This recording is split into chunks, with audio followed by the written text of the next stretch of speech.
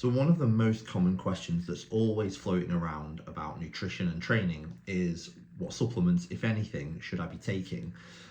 It's a question that has been asked of me from the day I became a personal trainer all the way through to today, as a gym owner and coach of over a decade. And the truth is, probably not many, or less than you often get led to believe. So we are often sold on the idea that supplements are going to be something that are the missing ingredient or a game changer for us, when it really isn't. So supplements are exactly what the title suggests. They're supposed to be like a little additional add-on, for things that are currently missing in what you need. But that is usually a lot less than you think. So in terms of supplements that you probably do need, I would say that if you're living in the UK like me, then vitamin D is something that you probably do need for at least half of the year. So through the autumn and winter months, vitamin D supplement is definitely something that you should be taking pretty much every single day, religiously. You could even get away with taking it all year round, and that wouldn't be a bad thing either. And you can also get away with quite a high strength one. You might not necessarily need it through summer months, but generally it's not a bad thing to be taking unless you live somewhere where you get lots of consistent good sunshine. Another one that is very, very useful is creatine. Now, creatine is not just for strength training and performance. Creatine is really good for lots of things like cognitive performance and things like that. So, and cognitive health. It's linked with loads and loads of positives and very, very few, if any, negatives. In fact, there really isn't anything bad about creatine from the research, and it is heavily researched as well. So there's a lot of information sort of backing up creatine's effectiveness and usefulness. It is something that your body naturally produces as well, so it's not like some weird thing that your body's not used to. You naturally produce it, but we have more ability to store more of it than we produce. So when we supplement it, we top it up, that gives us that little bit of extra energy, or that little bit of extra creatine that can be used in our energy system. But also that isn't just for movement and exercise, that also goes for like I say, brain function and things like that as well. So creatine is a really good one.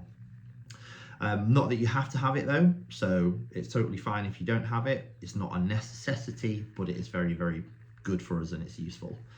Other than that, there's not really a heck of a lot much else. So this would be where it becomes a bit more personal and individual, where if you can identify something in your diet or in your lifestyle that you're lacking, then potentially there's call or argument for a supplement.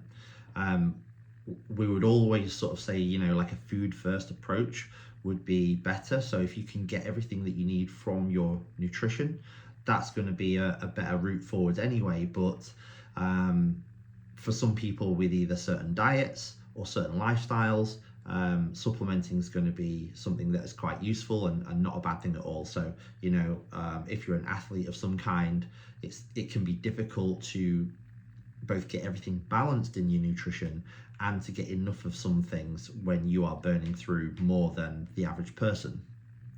And so supplementing could be the thing that helps you manage overall energy balance and calorie intake, with getting the additional nutrients or vitamins, minerals, whatever it might be that you need, because you're going through so much of it because you train a lot. So things that you might consider taking would potentially be things like omega-3s. If your diet is not one that has many omega-3s in, like your oily fish and that kind of thing. My diet doesn't have a lot of that in. Maybe once every couple of weeks I'll have fish, so I will supplement with that myself.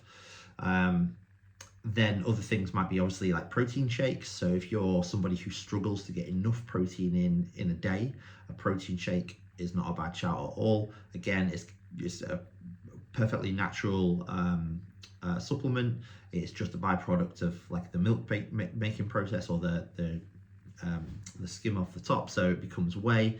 And whey is, it's like just a natural, albeit a little bit processed. It's a pretty good healthy thing for us to be taking to top that up if we're low on it.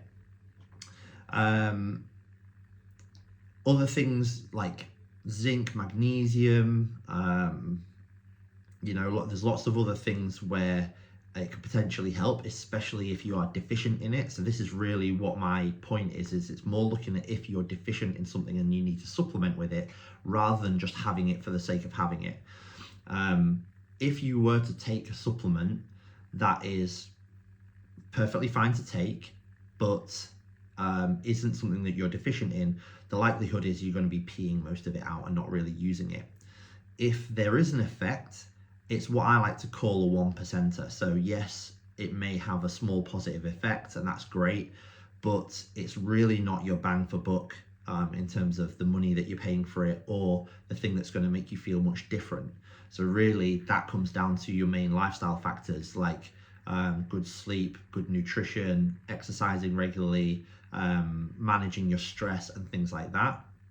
They're going to be your bigger bang for buck things. And then the supplements are like these 1%ers. Like, yeah, it may be a little beneficial, maybe a little add-on, but it's not really doing much. If anything, it could be a total waste of time. So another kind of like good example of this to highlight it would be like a multivitamin. So multivitamin, you could almost call like a catch-all.